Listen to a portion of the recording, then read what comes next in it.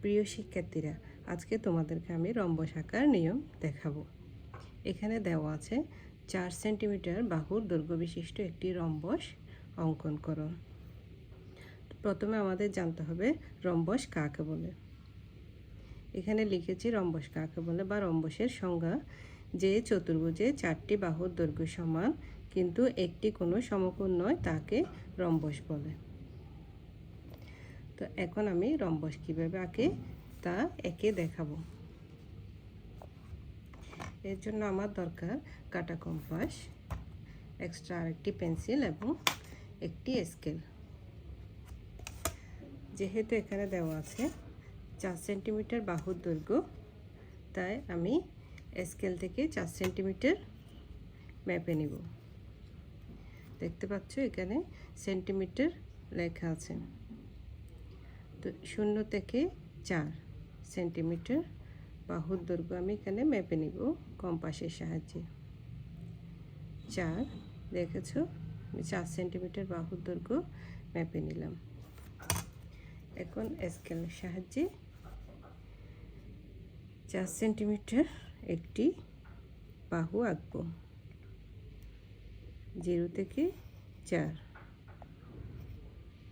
হচ্ছে, আমি 0 থেকে 4 সেন্টিমিটার একটি বাহু এঁকেছি। এখন আমি পুনরায় এই যে 4 সেন্টিমিটারটা মেপে নিয়ে এদিকে একটি বৃত্তচাপ আঁকবো। আঁকার পর এদিকে 4 যোগ করে দেব এবং পুনরায় এখানে কম্পাস বসিয়ে এপাশে একটি বৃত্তচাপ আঁকবো এবং এখান থেকেও আরেকটি বৃত্তচাপ আঁকবো। এখন আমি বৃত্তচাপগুলো যোগ করে নেব।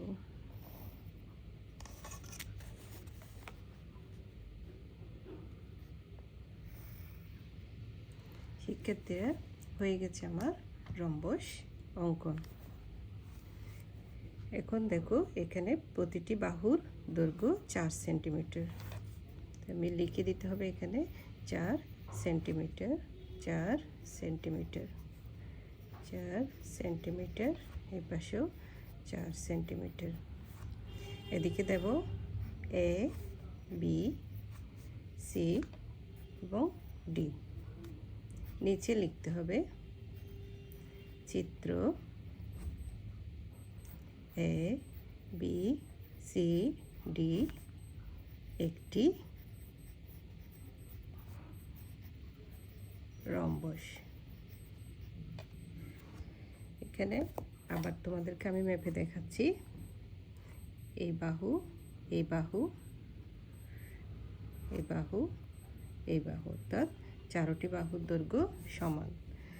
আর যখন 5 সেন্টিমিটার বলবে আমরা তখন স্কেল থেকে 5 সেন্টিমিটার মেপে নিয়ে 5 সেন্টিমিটার বাহু বিশিষ্ট একটি রম্বস অঙ্কন করব। এখন দেখো এখানে একটি কোণ কিন্তু সমকোণ নয়, এজন্য আমরা বলতে পারি যে চতুর্ভুজের 4টি বাহুর দৈর্ঘ্য সমান কিন্তু একটি কোণ সমকোণ নয় তাকে রম্বস বলে। শিক্ষার্থীরা, আশা করি তোমরা কীভাবে রম্বস আঁকবে তা বুঝতে পেরেছো। ভিডিওটি দেখার জন্য তোমাদেরকে অসংখ্য ধন্যবাদ।